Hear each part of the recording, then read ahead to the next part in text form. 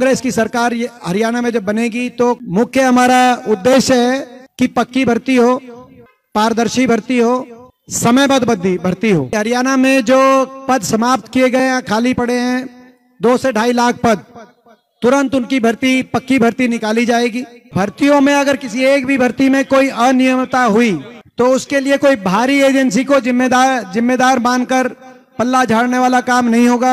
HPSC और SSC में बैठे अधिकारी, सदस्य और चेयरमैन को सीधे तौर पे जिम्मेदार माना जाएगा अगर एक भी भर्ती में एक भी अनियमितता की जाती है। किसी भी भर्ती का पेपर लीक होने पर एजेंसी के साथ साथ सेक्रेटरी से लेकर पूरे कमीशन की जो है जिम्मेदारी भी होगी और जांच भी होगी, ये भी हम साथ साथ कहना चाहते हैं। और दोबारा पेपर लीक या भर्ती गड़बड़ी होने सूरत पे पूरे भर्ती कमीशन को बर्खास्त करके पुनः गठित करने का काम हमारी सरकार करेगी। मेरा सवाल एमपी जी से है। सर, मैं ये पूछना चाहता हूँ कि जो सबसे ज्यादा भर्तियां निकाली जाती है सी या डी ग्रुप की होती है, जो आजकल खाली पड़ी है। देखा गया है कि न्यूज में कई बार भर्ती निकाल दी जाती है, पर ये भर्तियां हमेशा लटकी रह जाती है, जिससे युवाओं की बेरोजगारी, जैसा कि सभी जानते हैं कि हरियाणा नंबर 1 है।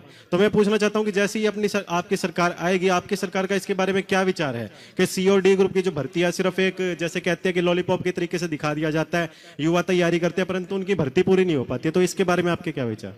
ये बहुत ही अच्छा सवाल आपने पूछा कि हम भर्तियों को लेकर क्या करेंगे हरियाणा में। वैसे तो विधिवत तरीके से हम अपने घोषणा पत्र में, जो प्रदेश सरकार का घोषणा पत्र है, हम अपना भर्ती विधान, कांग्रेस की जब सरकार आएगी तो उसका भर्ती विधान की हम विधिवत घोषणा करेंगे। लेकिन आज मैं पहली बार प्रेस के साथियों के लिए भी, जो कांग्रेस की सरकार हरियाणा में जब बनेगी तो हमारा भर्ती विधान की क्या मुख्य केंद्र बिंदु रहेंगे, आपके सामने उनको रखना चाहता हूँ।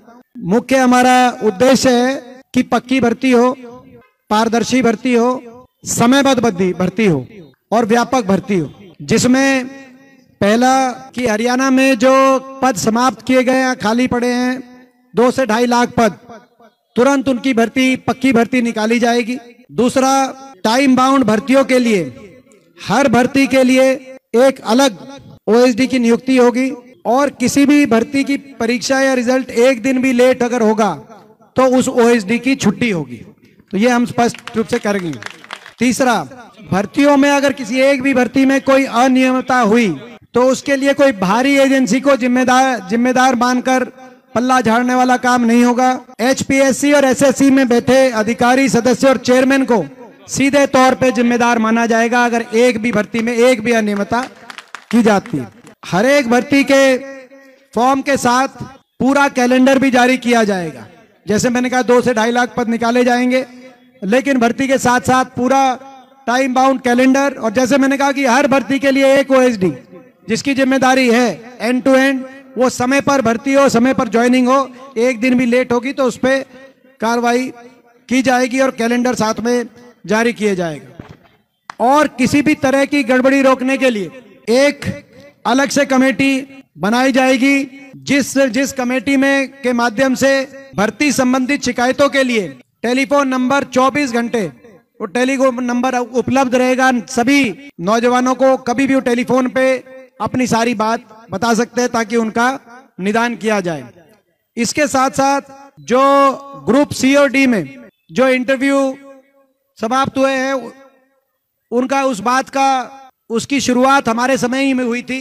भाजपा ने उस बात को कहा कि हमने क्या, लेकिन हमारी भी जो आखिरी भर्तियां थी, जैसे जेबीटी की भर्ती थी, 14,000 जेबीटी लगे थे, उसमें इंटरव्यू के ज्यादा नंबर नहीं थे, तो वो शुरुआत उस समय हुई थी। लेकिन हम उस बात को, क्रम को जारी रखेंगे, कोई इंटरव्यू नंबर ना हो ताकि पारदर्शिता में कोई कमी ना हो। और साथ में जो ग्रुप 1 और 2 में वो जो इंटरव्यू की जो आज परिस्थिति है उसमें भी पूर्ण विचार किया जाएगा कि उसमें कम से कम सब्जेक्टिवनेस कैसे आए ताकि पारदर्शिता का पूरा ख्याल रखा जाए।